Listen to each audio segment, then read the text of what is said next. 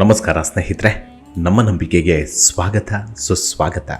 ಸ್ನೇಹಿತರೆ, ಶಾರದೀಯ ನವರಾತ್ರಿ ಅಕ್ಟೋಬರ್ 3ರಿಂದ ಪ್ರಾರಂಭವಾಗುತ್ತೆ. ಈ 9 ದಿನಗಳಲ್ಲಿ ಮಾತೃದೇವತೆಯ 9 ರೂಪಗಳನ್ನು ಪೂಜಿಸಲಾಗುತ್ತೆ. ನವರಾತ್ರಿಯ ಮೊದಲ ದಿನವನ್ನು ತಾಯಿ ಶೈಲಪುತ್ರಿಗೆ ಸಮರ್ಪಿಸಲಾಗುತ್ತೆ. ಶೈಲಪುತ್ರಿ ದೇವಿಯ ಆರಾಧನೆಯು ನವರಾತ್ರಿಯ ಮೊದಲ ದಿನದಂದು ಮಾತ್ರವಲ್ಲ, ಜೀವನದ ಪ್ರತಿಯೊಂದು ಸಂದರ್ಭದಲ್ಲೂ ಮುಖ್ಯವಾಗಿ ಮಾಡಬೇಕು. ಈಕೆಯ ಆರಾಧನೆಯು ನಮಗೆ ತಾಳ್ಮೆ, ಧೈರ್ಯ ಮತ್ತು ಶಾಂತಿಯ ಮಾರ್ಗವನ್ನು ತೋರಿಸ್ತಾಳೆ. ಆಕೆಯ ಅನುಗ್ರಹದಿಂದ ಸಾಧಕನು ಜೀವನದ ಪ್ರತಿಯೊಂದು ಕ್ಷೇತ್ರದಲ್ಲೂ ಯಶಸ್ಸು ಮತ್ತು ತೃಪ್ತಿಯನ್ನು ಪಡಿತಾನೆ.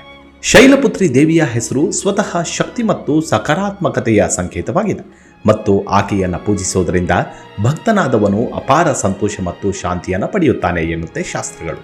ಬನ್ನಿ, ಹಾಗಿದ್ರೆ ನವರಾತ್ರಿಯ ಮೊದಲ ದಿನದ ವಿಶೇಷತೆ ಎಂಥದ್ದು, ಪೂಜೆಯ ವಿಧಾನ ಹೇಗಿರಬೇಕು, ಶೈಲಪುತ್ರಿ ದೇವಿಯ ಅಭಿವ್ಯಕ್ತಿ ಏನು ಅನ್ನೋದನ್ನು ಇವತ್ತಿನ ಸಂಚಿಕೆಯಲ್ಲಿ ತಿಳಿದುಕೊಳ್ತಾ ಹೋಗೋಣ. ಅದಕ್ಕೂ ಮುನ್ನ ನಮ್ಮ ನಂಬಿಕೆಗೆ ನಿಮ್ಮ ಬೆಂಬಲವಿರಲಿ. ಸ್ನೇಹಿತರೆ, ಶೈಲಪುತ್ರಿ ಪರ್ವತರಾಜ ಹಿಮವಂತನ ಮಗಳು ಮತ್ತು ಹಿಂದೂ ಮಾತೃದೇವತೆ ಮಹಾದೇವಿಯ ಅಭಿವ್ಯಕ್ತಿ. ಈ ರೂಪವು ಪಾರ್ವತಿ ದೇವಿಯ ಶುದ್ಧ ರೂಪವಾಗಿ ಪ್ರತಿನಿಧಿಸಲ್ಪಡುತ್ತೆ. ನವರಾತ್ರಿಯ ಮೊದಲ ದಿನದಂದು ಪೂಜಿಸಲ್ಪಡುವ ಮೊದಲ ನವದುರ್ಗೆ. ಈಕೆಯನ್ನ ಸತಿದೇವಿಯ ಪುನರ್ಜನ್ಮ ಎಂದು ಹೇಳಲಾಗುತ್ತೆ. ಶೈಲಪುತ್ರಿ ದೇವಿಯು 2 ಕೈಗಳಿಂದ ಕೂಡಿದ್ದು ತನ್ನ ಹಣೆಯ ಮೇಲೆ ಅರ್ಧಚಂದ್ರನನ್ನ ಅಲಂಕರಿಸಿದ್ದಾಳೆ. ಬಲಗೈಯಲ್ಲಿ ತ್ರಿಶೂಲ ಮತ್ತು ಎಡಗೈಯಲ್ಲಿ ಕಮಲದ ಹೂವನ್ನು ಹಿಡಿದಿದ್ದಾಳೆ. ದೇವಿಯು ನಂದಿಯ ಮೇಲೆ ಸವಾರಿ ಮಾಡ್ತಾಳೆ. ಪರ್ವತರಾಜ ಹಿಮವಂತನ ಮಗಳಾದ್ದರಿಂದ ಶೈಲಪುತ್ರಿ ಎಂಬ ಹೆಸರಿನಿಂದ ಆರಾಧಿಸಲ್ಪಡ್ತಾಳೆ. ಶಿವಪುರಾಣ ಮತ್ತು ದೇವಿ ಭಾಗವತ ಪುರಾಣದಂತಹ ಕೆಲವು ಗ್ರಂಥಗಳಲ್ಲಿ ಉಲ್ಲೇಖಿಸಿದಂತೆ ಮಾತೆ ಭಗವತಿ ತನ್ನ ಹಿಂದಿನ ಜನ್ಮದಲ್ಲಿ ದಕ್ಷ ಪ್ರಜಾಪತಿಯ ಮಗಳಾಗಿ ಸತಿದೇವಿಯಾಗಿ ಜನಿಸಿದ್ಲು. ಸತಿಯು ಶಿವನನ್ನ ವಿವಾಹವಾಗ್ತಾಳೆ.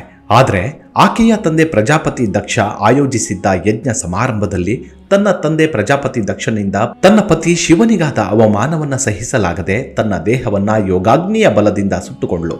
ಮುಂದಿನ ಜನ್ಮದಲ್ಲಿ ಪರ್ವತರಾಜ ಹಿಮಾಲಯನ ಮಗಳಾದ ಪಾರ್ವತಿ ದೇವಿಯಾದ್ಲು. ನವದುರ್ಗೆಯ ಇತರ ಅವತಾರವು ತಾಯಿ ಪಾರ್ವತಿಯ ಅವತಾರವಾಗಿದೆ. ಆಕೆ ಸ್ವತಃ 32 ವಿದ್ಯೆಗಳಾಗಿ ಅವತರಿಸ್ತಾಳೆ. ಹಾಗಾಗಿ ಹೇಮಾವತಿ ಎಂದು ಕರೆಯಲಾಯಿತು. ತನ್ನ ಹೇಮಾವತಿಯ ಅಂಶದಲ್ಲಿ ಎಲ್ಲ ಪ್ರಮುಖ ದೇವಾನುದೇವತೆಗಳನ್ನು ಸೋಲಿಸಿ ತನ್ನ ಹಿಂದಿನ ಜನ್ಮದಂತೆ ಈ ಜನ್ಮದಲ್ಲಿಯೂ ಮಾತೆ ಶೈಲಪುತ್ರಿ ಶಿವನನ್ನ ವಿವಾಹವಾಗ್ತಾಳೆ. ಶೈಲಪುತ್ರಿಯು ಮೂಲಾಧಾರ ಚಕ್ರದ ದೇವಿ. ಮೂಲಾಧಾರ ಜಾಗೃತವಾದ ನಂತರ ತನ್ನ ಪ್ರಯಾಣವನ್ನ ಊರ್ಧ್ವಮುಖಿಯಾಗಿ ಹಸುವಿನ ಮೇಲೆ ಕುಳಿತು ಮೂಲಾಧಾರ ಚಕ್ರದಿಂದ ಮೊದಲ ಪ್ರಯಾಣವನ್ನು ಮಾಡ್ತಾಳೆ. ಆದ್ದರಿಂದ ನವರಾತ್ರಿಯ ಪೂಜೆಯಲ್ಲಿ ಮೊದಲ ದಿನ ಯೋಗಿಗಳು ತಮ್ಮ ಮನಸ್ಸನ್ನ ಮೂಲಾಧಾರದಲ್ಲಿ ಕೇಂದ್ರೀಕರಿಸ್ತಾರೆ. ಇದು ಅವರ ಆಧ್ಯಾತ್ಮಿಕ ಶಿಸ್ತಿನ ಆರಂಭದ ಹಂತ. ಇಲ್ಲಿಂದಲೇ ತಮ್ಮ ಯೋಗ ಸಾಧನೆಯನ್ನ ಆರಂಭಿಸ್ತಾರೆ. ಶೈಲಪುತ್ರಿಯು ಮೂಲಾಧಾರ ಶಕ್ತಿಯಾಗಿದ್ದು ಆತ್ಮದಲ್ಲಿ ಅರಿತುಕೊಳ್ಬೇಕು ಮತ್ತು ಯೋಗದ ಧ್ಯಾನದಲ್ಲಿ ಮೂಲವನ್ನು ಹುಡುಕಬೇಕು. ಇದು ಆಧ್ಯಾತ್ಮಿಕ ನಿಲುವಿನ ಶಕ್ತಿ ಮತ್ತು ಪೂರ್ಣ ಪ್ರಕೃತಿ. ದುರ್ಗೆಯ ಶೈಲಪುತ್ರಿ ಅಂಶದಿಂದ ಇಡೀ ಪ್ರಪಂಚವು ಶಕ್ತಿಯನ್ನು ಪಡೆಯುತ್ತೆ. ಯೋಗದ ದೃಷ್ಟಿಕೋನದಿಂದ ಮೊದಲ ನವರಾತ್ರಿಯನ್ನ ಅತ್ಯಂತ ಮಂಗಳಕರ ದಿನವೆಂದು ಪರಿಗಣಿಸಲಾಗುತ್ತೆ. ಇದು ದೈವಿಕ ಮಾತೆ ದುರ್ಗೆಯ ಜೊತೆಯಲ್ಲಿರಲು ಯೋಗದ ಆರಂಭ. ಶಕ್ತಿ ಮಂತ್ರಗಳಲ್ಲಿ ಯಾವುದೇ ರೀತಿಯ ದೀಕ್ಷೆಯನ್ನು ಹೊಂದಲು ಬಯಸುವವರು ಶುಕ್ಲ ಪ್ರತಿಪದದ ಮೊದಲನೆಯ ದಿನದಂದು ಪಡೆದುಕೊಳ್ಳಬಹುದು. ಇದು ಮಾನವ ಅಸ್ತಿತ್ವದೊಳಗೆ ಅಚಲವಾದ ಆತ್ಮಶೋಧನೆಯ ಅನುಭವ. ಶೈಲಪುತ್ರಿಯು ದೈವಿಕ ಮಾತೆ ದುರ್ಗೆಯ ಭೌತಿಕ ಪ್ರಜ್ಞೆ. ಆದ್ದರಿಂದ ಶೈಲಪುತ್ರಿ ಎಂದರೆ ಐಹಿಕ ಅಸ್ತಿತ್ವದ ಸಾರ. ದೈವಿಕ ಶಕ್ತಿಯು ಪ್ರತಿಯೊಬ್ಬ ಮನುಷ್ಯನಲ್ಲೂ ಸುಪ್ತವಾಗಿರುತ್ತೆ. ಅದನ್ನು ನಾವು ಅರಿತುಕೊಳ್ಳಬೇಕು. ಅವಳ ಬಣ್ಣ ಕಡುಗೆಂಪು, ತತ್ವ ಭೂಮಿಯಾಗಿದ್ದು ಗುಣ ಸುಸಂಬದ್ಧತೆಯೊಂದಿಗೆ ಮತ್ತು ಗ್ರಹಣದ ವಿಶಿಷ್ಟ ಗುಣ ಲಕ್ಷಣಗಳೊಂದಿಗೆ ಬೆರೆತಿದ್ದಾಳೆ. ಶೈಲಪುತ್ರಿ ಪೂಜೆಯು ಘಟಸ್ಥಾಪನೆಯೊಂದಿಗೆ ಪ್ರಾರಂಭವಾಗುತ್ತೆ. ಇದು ಮಹಿಳಾ ಶಕ್ತಿಯನ್ನ ಸಂಕೇತಿಸುವ ಆಚರಣೆಯಾಗಿದೆ. ಘಟಸ್ಥಾಪನ ಪೂಜೆಯನ್ನ ಪವಿತ್ರ ಮತ್ತು ಸಾಂಕೇತಿಕವೆಂದು ಪರಿಗಣಿಸುವ ಪೂಜಾ ವಸ್ತುಗಳನ್ನು ಬಳಸಿ ಮಾಡಲಾಗುತ್ತೆ. ಮಣ್ಣಿನಿಂದ ಮಾಡಿದ ಮಡಕೆಯನ್ನ ಆಧಾರವಾಗಿ ಬಳಸಲಾಗುತ್ತೆ. ನಂತರ 3 ಪದರಗಳ ಮಣ್ಣು ಮತ್ತು ಸಪ್ತ ಧಾನ್ಯ ಅಥವಾ ನವಧಾನ್ಯ ಬೀಜಗಳನ್ನು ಬಾಣಲೆಯಲ್ಲಿ ಹರಡಲಾಗುತ್ತೆ. ಅದರ ನಂತರ ಸ್ವಲ್ಪ ನೀರು ಚಿಮುಕಿಸುವುದು ಅಗತ್ಯವಾಗಿರುತ್ತೆ. ಇದರಿಂದ ಬೀಜಗಳು ಸಾಕಷ್ಟು ತೇವಾಂಶವನ್ನು ಪಡಿತಾವೆ. ನಂತರ ಒಂದು ಕಲಶವನ್ನ ಗಂಗಾಜಲದಿಂದ ತುಂಬಿಸಲಾಗುತ್ತೆ. ಅದಕ್ಕೆ ಅಡಿಕೆ, ಕೆಲವು ನಾಣ್ಯಗಳು, ಅಕ್ಷತೆ ಮತ್ತು ದರ್ಬೆಯನ್ನ ನೀರಿನಲ್ಲಿ ಹಾಕಲಾಗುತ್ತೆ. ಇದರ ನಂತರ ಮಾವಿನ ಮರದ 5 ಎಲೆಗಳನ್ನು ಕಲಶದ ಬಾಯಿಗೆ ಹಾಕಲಾಗುತ್ತೆ. ನಂತರ ತೆಂಗಿನಕಾಯಿಯನ್ನ ಇಟ್ಟು ಮುಚ್ಚಲಾಗುತ್ತೆ. ಇದರ ಮಂತ್ರ ಲಾ ಪ್ಲಸ್ ಮಾ ಅಂದರೆ ಲಾಮ, ಸಂಸ್ಕೃತದ ವರ್ಣಮಾಲೆ. ಅದರ ಗಮನವು ನಾಲಿಗೆಯ ತುದಿ ಮತ್ತು ತುಟಿಗಳ ಮೇಲೆ ನಿಯಂತ್ರಿತವಾಗಿರುತ್ತೆ. ಶೈಲಪುತ್ರಿಯನ್ನ ಆರಾಧಿಸುವ ಮಂತ್ರವೆಂದರೆ ವಂದೇ ವಾಂಛಿತ ಲಾಭಾಯ ಚಂದ್ರಾರ್ಧ ಕೃತ ಶೇಖರಾಂ ವೃಷರೂಢಾಂ ಶೂಲಧರಾಂ ಶೈಲಪುತ್ರಿಂ ಯಶಸ್ವಿನೀಂ ಎನ್ನುತ್ತೆ. ಅಂದ್ರೆ ಭಕ್ತರಿಗೆ ಅತ್ಯುತ್ತಮವಾದ ವರವನ್ನ ದಯಪಾಲಿಸುವ ಶೈಲಪುತ್ರಿ ದೇವಿಗೆ ನಾನು ನಮನ ಸಲ್ಲಿಸುತ್ತೇನೆ. ಅರ್ಧ ಚಂದ್ರಾಕೃತಿಯಲ್ಲಿರುವ ಚಂದ್ರನು ಅವಳ ಹಣೆಯ ಮೇಲೆ ಕಿರೀಟವಾಗಿ ಅಲಂಕರಿಸಲ್ಪಟ್ಟಿದ್ದಾನೆ. ಆಕೆ ನಂದಿಯ ಮೇಲೆ ಏರಿದ್ದಾಳೆ. ಆಕೆಯ ಕೈಯಲ್ಲಿ ಈಟಿ ಹಿಡಿದಿದ್ದಾಳೆ. ಆಕೆಯೇ ಯಶಸ್ವಿನಿ ಎಂದು. ಇನ್ನು ನವರಾತ್ರಿಯ ಮೊದಲ ದಿನದಂದು ತಾಯಿ ಶೈಲಪುತ್ರಿಯ ಪೂಜೆಗೆ ವಿಶೇಷ ಮಹತ್ವವಿದೆ. ಈ ದಿನದಂದು ಶೈಲಪುತ್ರಿ ದೇವಿಯನ್ನ ಪೂಜಿಸೋದ್ರಿಂದ ಸಾಧಕರ ಮನಸ್ಸು ಆಧ್ಯಾತ್ಮಿಕತೆ ಮತ್ತು ಸಕಾರಾತ್ಮಕ ಶಕ್ತಿಯಿಂದ ತುಂಬಿರುತ್ತೆ. ಶೈಲಪುತ್ರಿಯನ್ನ ಪೂಜಿಸುವ ವಿಧಾನವು ತುಂಬಾ ಸರಳವಾಗಿದ್ದು, ಅದನ್ನ ಸರಿಯಾಗಿ ಮಾಡೋದ್ರಿಂದ ಸಾಧಕನು ಶೈಲಪುತ್ರಿಯ ಅಪಾರ ಆಶೀರ್ವಾದವನ್ನ ಪಡಿತಾನೆ ಎಂಬ ನಂಬಿಕೆ ಇದೆ. ಎಲ್ಲಕ್ಕಿಂತ ಮೊದಲು ಸಾಧಕನು ಶುದ್ಧನಾಗಿರಬೇಕು ಮತ್ತು ಪೂಜೆ ಮಾಡುವ ಸ್ಥಳವನ್ನ ಶುದ್ಧಗೊಳಿಸಬೇಕು.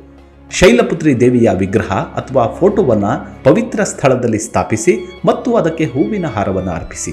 ಬಿಳಿ ಬಣ್ಣದ ಬಟ್ಟೆ ಮತ್ತು ಹೂಗಳನ್ನ ತಾಯಿಗೆ ಅರ್ಪಿಸಬೇಕು. ಯಾಕಂದ್ರೆ ಈ ಬಣ್ಣವು ಶಾಂತಿ ಮತ್ತು ಶುದ್ಧತೆಯ ಸಂಕೇತವಾಗಿದೆ. ಇದರ ನಂತರ ಪೂಜೆ ಮಾಡುವ ವ್ಯಕ್ತಿಯು ತಾಯಿ ಶೈಲಪುತ್ರಿಯ ಮಂತ್ರಗಳನ್ನು ಪಠಿಸಬೇಕು. ಮಂತ್ರವನ್ನು ಪಠಿಸೋದ್ರಿಂದ ಮನಸ್ಸು ಶಾಂತವಾಗುತ್ತೆ ಮತ್ತು ಆ ವ್ಯಕ್ತಿಯ ಎಲ್ಲ ಇಷ್ಟಾರ್ಥಗಳು ಈಡೇರ್ತವೆ. ಶೈಲಪುತ್ರಿಯ ಮುಖ್ಯ ಮಂತ್ರವೆಂದರೆ ಓಂ ಶೈಲಪುತ್ರಿಯೈ ನಮಃ. ಈ ಮಂತ್ರವನ್ನ 108 ಬಾರಿ ಪಠಿಸುವುದು ಅತ್ಯಂತ ಪ್ರಯೋಜನಕಾರಿ ಎಂದು ಪರಿಗಣಿಸಲಾಗಿದೆ. ಇದರೊಂದಿಗೆ ತಾಯಿಗೆ ಪ್ರಸಾದವನ್ನು ಅರ್ಪಿಸಿ ಮತ್ತು ಅಂತಿಮವಾಗಿ ತಾಯಿಗೆ ಆರತಿಯನ್ನು ಮಾಡಬೇಕು. ನವರಾತ್ರಿಯ ಮೊದಲ ದಿನವು ಭಕ್ತನಿಗೆ ಹೊಸ ಸಂಕಲ್ಪಗಳು ಮತ್ತು ಹೊಸ ಶಕ್ತಿಯೊಂದಿಗೆ ಪ್ರಾರಂಭವಾಗುವ ದಿನವಾಗಿದೆ.